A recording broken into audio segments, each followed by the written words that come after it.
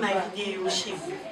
Merci de vous avoir nombreux à me regarder, partout en Afrique, partout en Europe, partout dans le monde.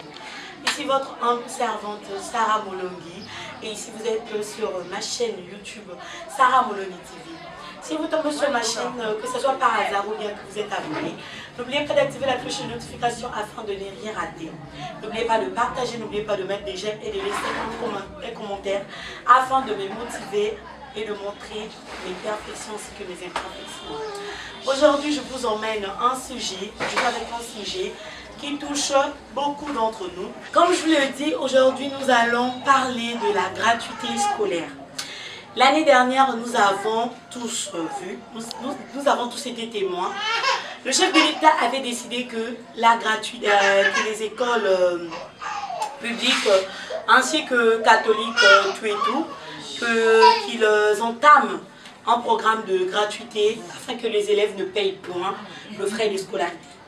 Mais comme nous l'avons remarqué cette année, presque toutes les écoles privées, ils ont déjà commencé l'année, ils ont déjà commencé à étudier, sauf les enfants des écoles catholiques, les écoles publiques, les écoles, je dirais des masseurs, des pères, tout et tout.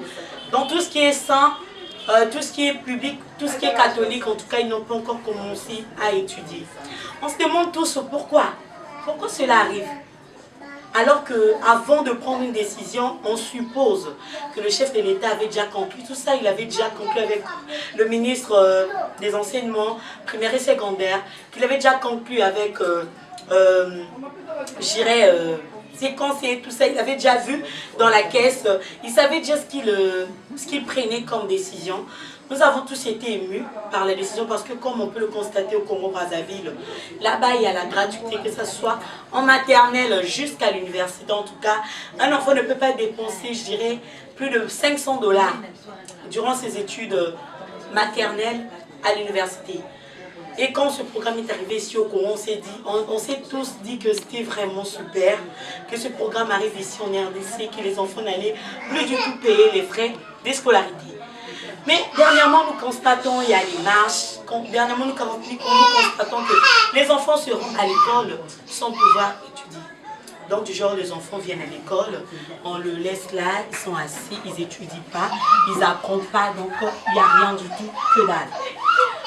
Cher chef de l'État, avec tout le respect que nous vous devons, en tout cas vous devriez revoir ce cas-là.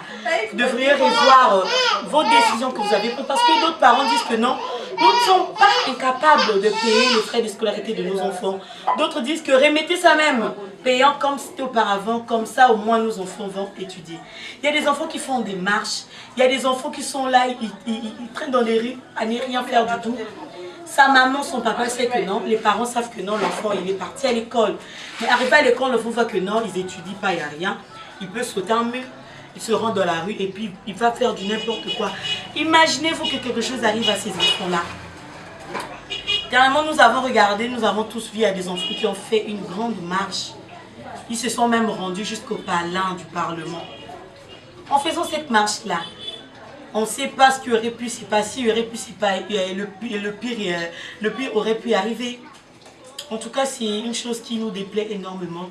Si au moins il y a possibilité de payer ces professeurs-là, parce qu'un professeur qui éduque des enfants, un professeur qui rend député, mais qui est moins payé que la personne qui l'a rendu député. Dernièrement, on a vu des jeeps, il y a eu des jeeps qui sont arrivés ici, qu'on a donné à des députés, tout ça.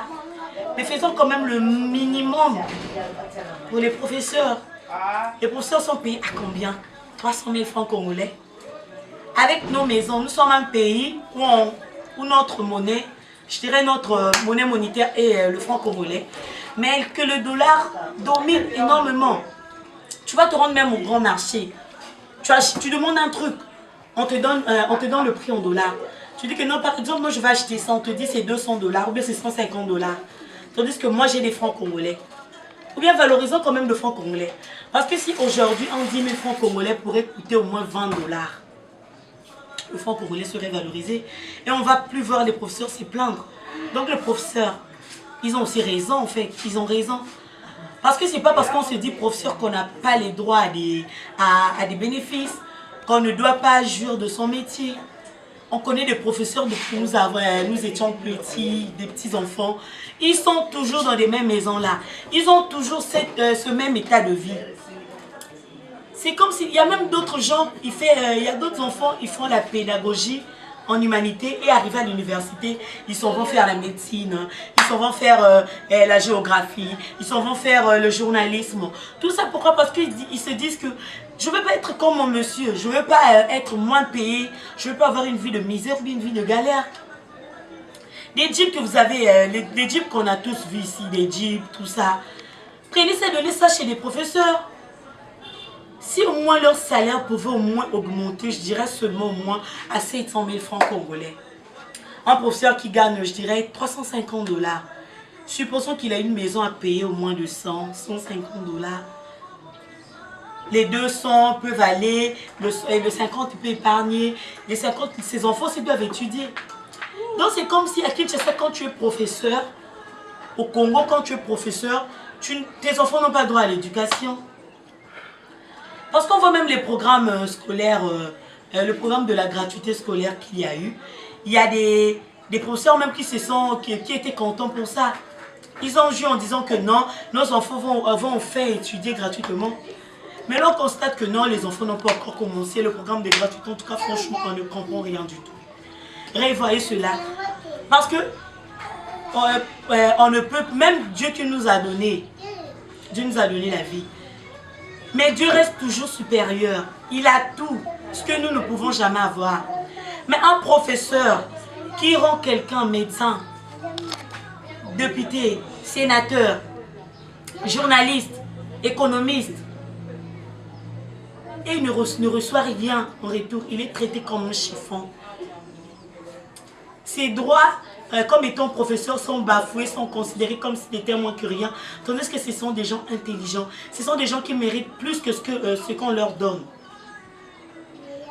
En tout cas, aujourd'hui, je voulais parler de ça. Ce numéro était carrément consacré à ça, aux professeurs. La gratuité scolaire.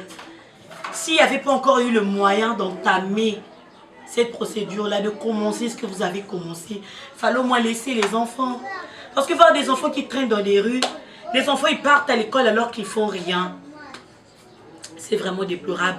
Les ministres des enseignements primaires et secondaires en tout cas, revoyez tout ça parce que les professeurs sont nos papas, sont nos oncles, sont nos frères, sont nos mamans. Ils méritent beaucoup de respect. En tout cas beaucoup. Revoyez ça et ça nous fera énormément plaisir. En tout cas aujourd'hui je voulais juste vous parler de ça. Des professeurs car ce sont des gens à respecter énormément. Énormément. Comme je vous le dis, cette chaîne a pour but non seulement d'informer, mais ainsi que de parler aussi de tout ce qui se passe dans la société. Si en tout cas il y avait, je dirais, une opportunité genre pour mieux parler de tout ça pendant très longtemps, je le ferais. Non, moi on dit mieux vaut peu que rien.